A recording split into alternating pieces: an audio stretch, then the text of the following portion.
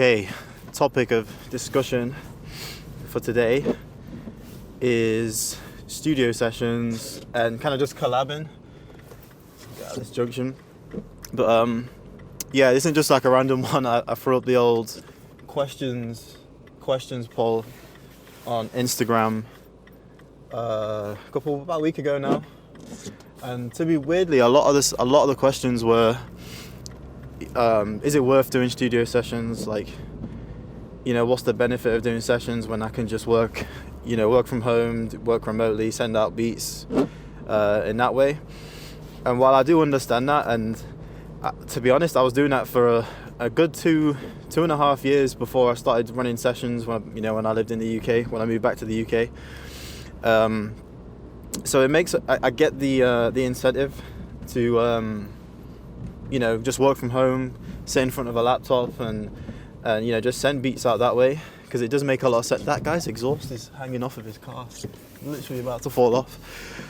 Getting sidetracked, but no. While I understand it, it makes sense. It makes logical sense. Financially, it's kind of you're a bit better off because you don't have to, spend money on travel, studio time, food while you're out there. All the logistical stuff. But what I will say about collaborating and just running sessions, whether that's with another producer, another session musician, another rapper, a singer, artist. Honestly, if you live anywhere where it's feasible to get in the studio as much as possible, doesn't matter where you are in the world, if you can get to a studio and you have rappers that are around that area, if there's a studio nearby, there's more than likely going to be not just rappers but artists and other producers.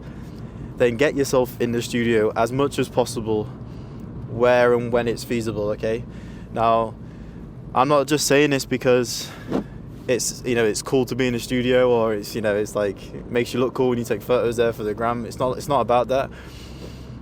There's just so many benefits to just getting in front of people, being face to face contact, and setting a good first impression, and just working in person with other people. Like, it's too easy for a lot of us producers to kind of just want to be introverted and not speak to people and not have a social life. But honestly, man, if you can do it, you really have to just force yourself into these uncomfortable situations for tons of reasons, and I want to get into a bunch of them right now because I feel like a lot of people just kind of go with the easy option, I guess. So I'd say the main benefit, if you're looking for placements, is that, especially nowadays, 2023, kind of leading into 2024, I would say from personal experience that your chances of a song getting dropped with you as the main producer, or with you as a co-producer, even a songwriter, exponentially goes up if you make that song in a session with the rapper in person. Okay, it just does. It makes such a big difference being face to face, because the rapper can kind of get a feel for what you're like as a person. You can get a feel for what they're like as a person. Not only that, musically, it makes way more sense. You can literally be face to face. If they need something added to the beat, they need something taken away, you're right in front of them. You can do it on the fly. It's so much easier. Now, it does take a little bit of extra work. You might have to be an engineer for that session, just to get a rough demo recorded. But the more you can progress, that session where the rapper's rapped over the beat, they've got a hook, a verse, maybe two verses, then the chances of that song getting released goes up exponentially. I can't tell you how many beats. The reason why I'm saying this is that I can't tell you how many beats that I've sent out and not been used over how many sessions I've had, and the songs that have actually come out, and like what we've actually got out of it. And the amount of songs that have come out through sessions has been way more than the amount of beats that's come out. So when you just look at it from a pure numbers perspective, it kind of makes a lot of sense. And I know, like, it's not totally feasible for everyone. I understand that, if you're from like another country that doesn't really facilitate it, but if you really can get to somewhere and just be in a studio regularly, then just do it, man. There's so many more, but there's so many benefits from it. Not just on a level of like you getting something out of the session, but selflessly you can help other people that are in the session. If you've got other producers that want to come for a studio session to collab with them, just do it. Like, meet up with as many producers as you can, because not only will you have a productive session, you might make a bunch of samples and whatnot, but as soon as you two meet up, you automatically have access to each other's contacts just by default, because as long as you're like a cool person, you're a nice guy, which I'm hoping the majority of you that watch these videos are, as long as you've got that, that just cool personality, and as long as they're cool as well, you're going to want to help each other out. You're going to be talking about, what people you're working with this year, what you've got in the pipelines, and then kind of naturally you end up working on stuff for those clients or for those potential opportunities. So yeah, automatically your doors just widen, your circles widen straight away, which is very, very hard to do via DMs. The DM game it was kind of okay back in the day, but nothing, I swear, hands down, nothing beats face-to-face interactions. Like, literally nothing, man. So yeah, get in front of as many producers as you can. Get in sessions with as many artists as you can. Doesn't matter how big the artist is. Okay, I'm not kind of saying this from a perspective of, because I can get in sessions now, I'm good. No, you can get in the studio with anyone. Anyone that's just started music, someone that's been doing music for a little bit, not got a huge audience. It doesn't matter about the numbers. Just get yourself in front of someone that you fuck with. And yeah, what else is there, man? There was something else I wanted to touch on about sessions. I think it was mainly, what was it? Oh yeah, literally, this is the main point. Not the main point, but this is like a very substantial point. It's just fun, man. It's just fun. Like, how many times are you kind of sat in your room or in your home studios and you're making some music, you just don't feel inspired, you feel like you're making music for the sake of making it, like you're just cranking out another beat because you kind of feel like you have to, just to kind of get a beat done for the day. But just getting in a session and being open to making anything and just bouncing ideas off of another producer or another artist, that's what it's all about, man. Like, I swear this is why a lot of us became musicians, because we wanted to be in the room with other people and we wanted to do stuff. But I guess COVID and the whole lifestyle of a producer kind of shifted more towards working from home, which is still fine. Like, I do the majority of my work from home, but any opportunity I can get to get in the studio, I'm going to take it, because it's just fun, man. That's the fun part of this job for me. Just getting, having that interaction, just having that vibe in the studio. It's just fun, bro. It's just fun. But yeah, that's gonna be it for the rant for today. I guess if you guys want to, if there's anything you want to speak about, or anything like you want me to kind of elaborate on, then just leave them in the comments, man, and I'll try and get to them. Or I can just make another video, if there's any topics that I haven't covered. But yeah, that's gonna wrap up for the sessions, Well, heading into the new year, I urge you to just get in the fucking studio, man. That's all I'm saying. But yeah, man, plan for today. I need to get back home. Just had to run a few errands, get some food in.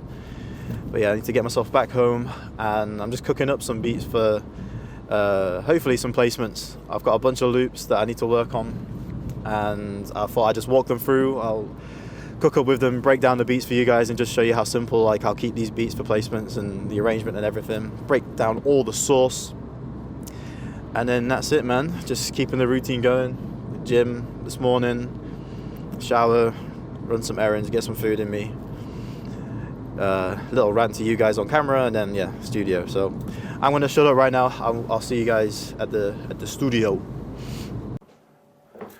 Okay, so the plan for today is just to work on some beats. Took like a couple of days off over Christmas, and yeah, just want to kind of get the juices flowing again. God, I'm really low on this shot. It's a little bit better. But yeah, the idea is just to get the rust off, make some beats. I'm going to just work with some loops for this one. Maybe make 2 beats, 3 beats, maybe even 4. I guess we'll just see, what the vibe's saying, how we get on with these first couple beats. But yeah, general thought process when it comes to using loops.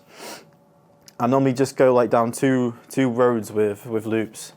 Either I'll look for something that's just instantly flippable, where all I need to do is add my own drums to it, arrange it, and that's the beat done, you know, just to churn out a beat nice and quick. Or on the flip side, if I'm feeling like a bit more, I don't know, just like a bit more creative that day, I guess, then I'll find something, you know, I'll find a sample or a loop that's like not exactly what I want, but it's got the feel, it's got that kind of soulful vibe, or just whatever I'm looking for, ethnic kind of vibe. And then I'll take that, chop it up, and just kind of manipulate it and make it into my own thing. So I'm not just like basically ripping it off of wherever and just flipping it straight into a beat, you know, just spending a bit more time on it, essentially. But for today, I think we're just gonna add drums. Well, this is just gonna be, it's gonna be a drum day, flip a few loops, bang some of these out, and then, yeah, kind of kick the year off on a good start. So yeah, I've got this loop right here.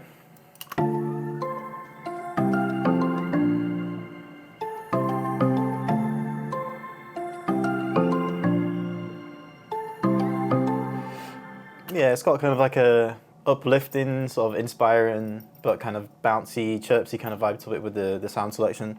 So this is a nice loop, actually. It's from my guy Nato Kitch, which is kind of crazy. You know, he's still sending me loops. He was one of the, literally from memory, one of the first guys that used to watch this channel like way back in the day, like 2018 maybe, a really long time ago. But yeah, let's work with this one, man. I'm going to add some drums to it, and then I'll catch up with you and show you exactly what we did to it.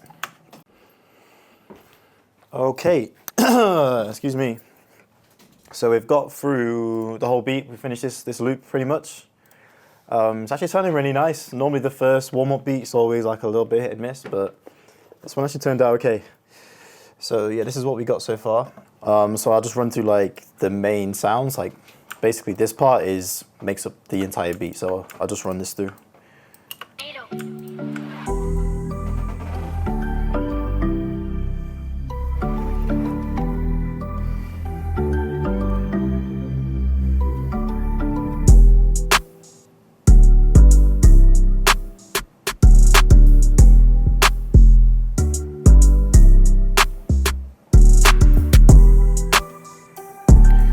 Turn that clap down a bit.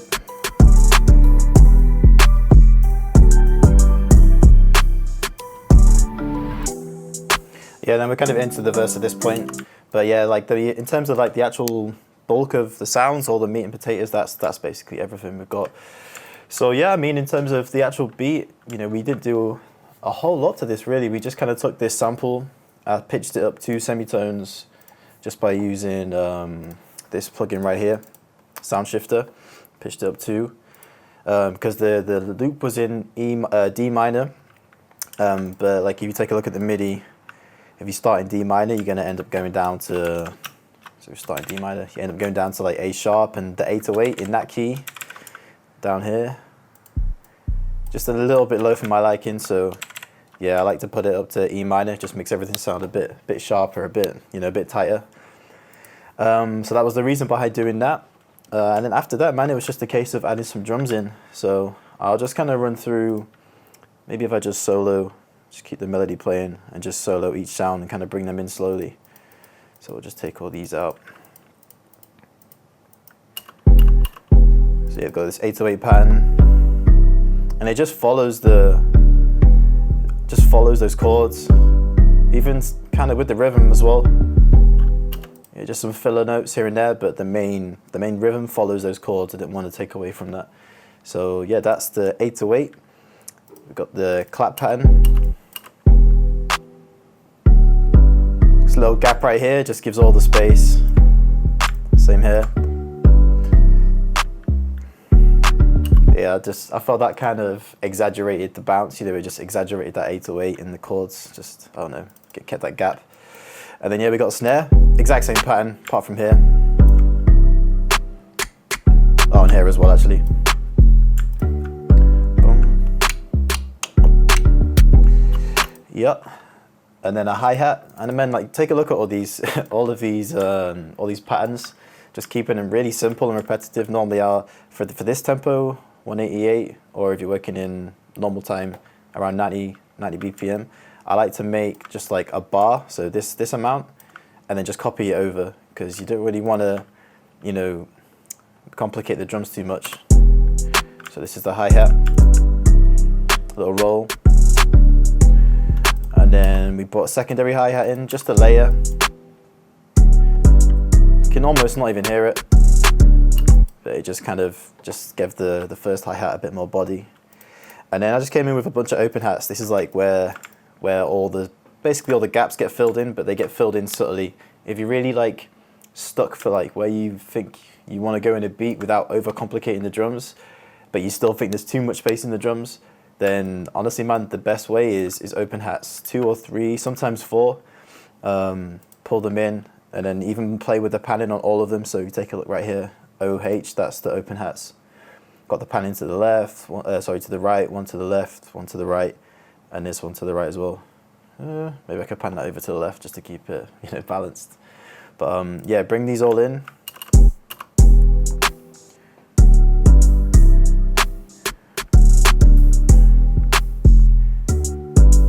Yeah, and then this fourth 808, this fourth open hat comes in, and it's just constant. It just fills out the gaps and gives it more energy during like the B section of the melody where there's more stuff going on. Just gives that energy, carries the drums along nicely.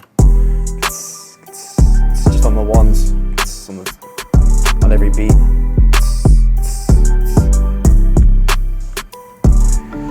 Yeah, and then the very last sound, the last sound in the drums was this clap verb. All of these sounds, literally every sound I think I use in this kit, apart from maybe the crash, was from this kit down here. It's called the Zenith multi-kit. So if you follow the channel, you'll know about this kit, but it's basically my most recent and biggest multi-kit. So yeah, it's got drums in there, flute phrases, guitars, 100 guitar starters in there, I forgot about that. Hi-hat midis, normal loops, melody midis, portal bank, and a vital bank. Yeah, there's tons in there, but yeah, enough shameless plug-in for the video. But yeah, bring that clap verb back in, which sounds like this. Yeah, it's just a pre-made sound that I made for it. Just on the last clap. And that's it, man. Crash down here, some risers. And then we just ride into the hook, not to the hook, to the verse, sorry.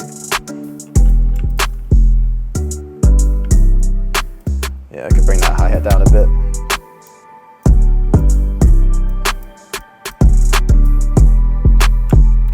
Bring these open hats down as well a little bit.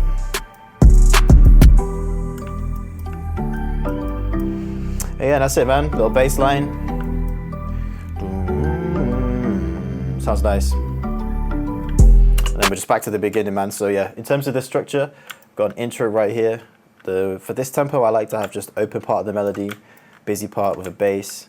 Hook is just like a 16 bar like this, where you've got, again, open, busy drums. And then we just drop into a verse, which I normally go for 16, most likely 24 bar. But we've got, yeah, similar kind of structure to the chorus in the first part, and then we just kind of transition back to the bass, pre-hook, build up, and then we just repeat after that, literally repeat, fade it out here with the volume automation, and that's it. So, that's one beat. I think I've definitely got the energy to make another one right here, so yeah, let me pull in this loop right here. So we got a couple loops from this NATO guy.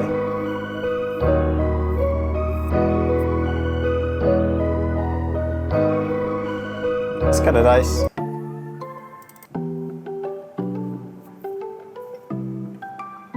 Kind of like this one. This could be chirpsy, nice and bouncy. Yeah, we'll go with this one next. So yeah, I'm gonna get cooking up to this one, and then I'll join you guys once it's finished and just take you through everything we've done. Okay, so we ended up using a different loop, from the same producer, but just a different loop. I just felt more like American trap vibes from this other loop. And what I thought I'd do is I'm just gonna cook up on camera because I've just done this cool little thing with this recording. So like sometimes, I don't know, I'll be making a beat or I'll be flipping a loop, and sometimes it's kind of hard to hear where the pockets are, the bounce in the drums. So sometimes it's good. I mean, I can't sing, like I'm not gonna claim to be the best singer, but sometimes it's good just to pull the mic in and just sing some top lines, even just rap some mumbo jumbo. It doesn't have to make any sense, but as long as you can get like the rhythm, then you can kind of hear where the drums will sit in the beat. So yeah, I literally just recorded this little like top line. Let me just record the screen, it will be helpful. Okay, we're good. So it just keeps going.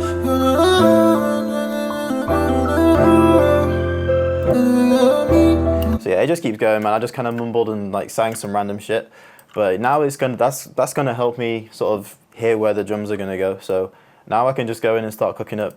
I might even fast forward through this a little bit because I don't want to keep you guys just sat like hearing nothing and just me playing it over and over again. But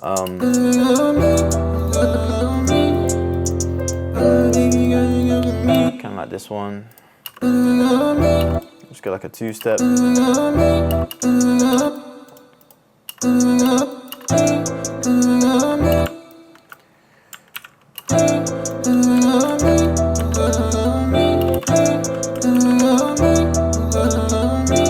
Yeah, what I'll do is I'll just cut through this because I'll break the drums down anyway, so may as well do it when the beat's done.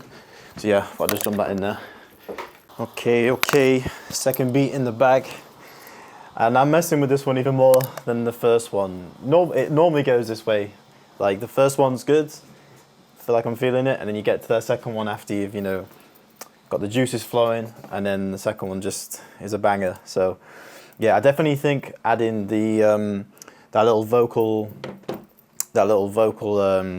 riff helped because I really could feel the beat, and I can also like hear where the hi-hat was going to go, where the 808 was going to go. Just that main thump, I could really get a feel for that. So yeah, let me jump into it, man. Let me just show you what we got. So I'll play. I'll play with the terrible singing, just so you can kind of hear what I was thinking. So we got the little intro.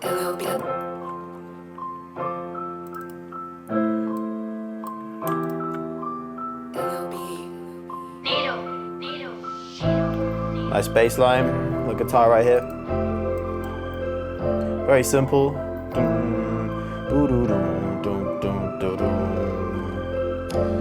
Oh, drum drop. Terrible singing.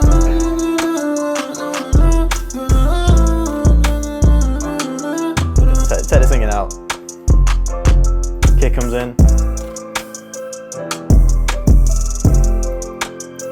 That nice clean rim shot. So riser. We're gonna drop into the verse, and then again, similar to the last beat, the structure's honestly the structure's pretty much exactly the same. We're a little bit slower over tempo, 157. But yeah, man, the main sounds are kind of done right now. The beat's pretty much finished. So I'll do similar to the first beat. I'll just jump into the main sounds. So we've got this 808 that plays with the kick. Boom, boom, boom. Just nice and open. Boom, boom, boom, boom, boom, boom, boom, boom. Yeah, so that's a nice feeler, like a nice bounce. And then the kick kind of just follows that pattern, really, nothing too crazy. And then hi-hat. I mean, like, take a look, the velocities are the same, everything's simple. I follow that same logic as I mentioned earlier, where you just kind of, get a catchy 4-bar and then just basically just repeat it. Because you got to think, we're not trying to make the beat do the talking, we're trying to make the beat talk to the artist, and then so that they can do the talking. That's a cool quote. I might have to hold on to that one. But yeah, got the hi-hat. And then we just got a basic rim.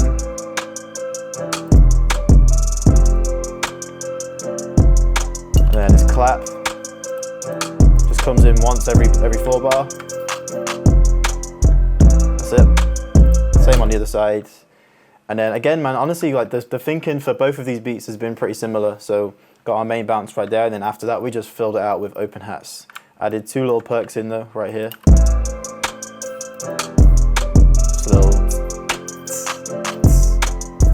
a little open hat right there.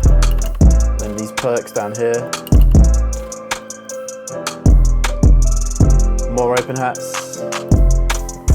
5 open hats in this beat.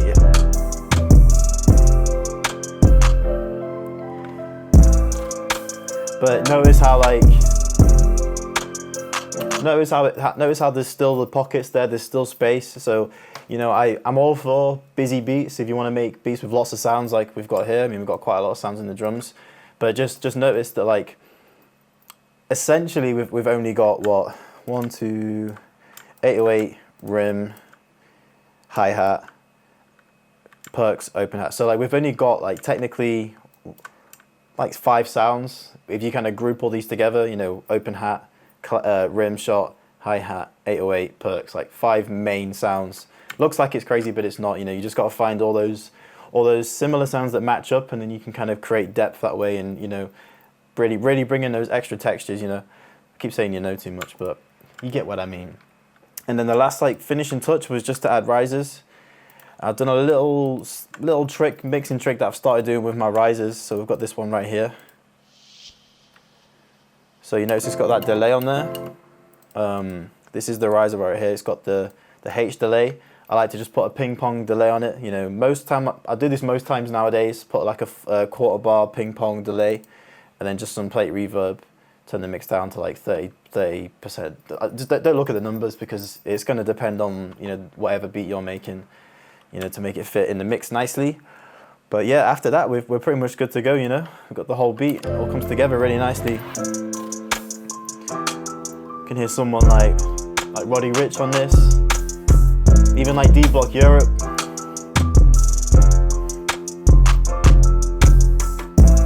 My favorite part right here, man. Just when he goes crazy, that's the vibes.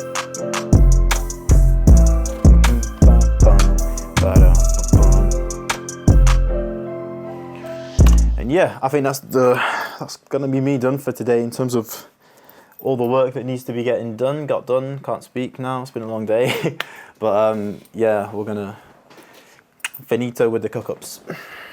Yeah, fun little cook-up session right there, man. If you guys have kind of stuck around and just wanted to see the whole cook-up process, then yeah, appreciate you guys making it to the end. Going back to the beginning of the video, I do just want to like make sure that I emphasize just the importance of meeting people in person.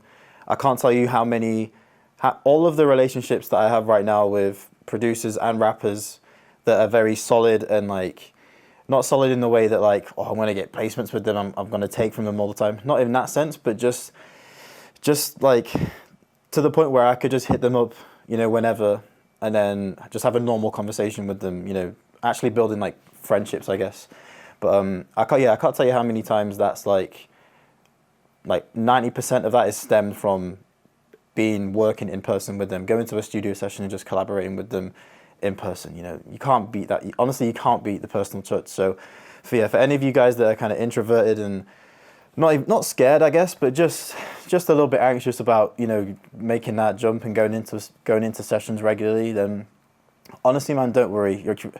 It's not the hard. I guess that's not the easiest advice to give someone that's not too like sure if they want to do something. But yeah, the best way I can just describe it is mentally make that decision and just kind of throw yourself into the deep end. It's going to be a little bit awkward, you know, for the first few sessions, but I guarantee it'll be beneficial in the long run. So yeah, man, get you guys for the new year. Make sure you guys are getting into sessions.